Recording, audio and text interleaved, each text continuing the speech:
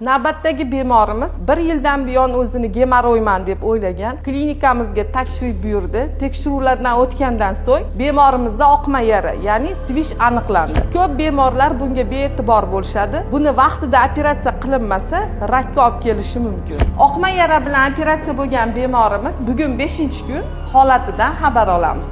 Holatingiz yaxshimi? Holatim yaxshi. Qanchadan beri bu og'riqlar bilan yuruvdingiz? 1 yildan beri. Qanday belgilar bo'ldi sizda? Shu 1 oyda bir marta mana shuna to'planib, og'riq bo'lib, yo'rilib, yana yaxshi bo'lib turardi. Yana shuna bo'laverardi 1 yildan beri. Gemoroyman deb o'ylagansiz. Ha.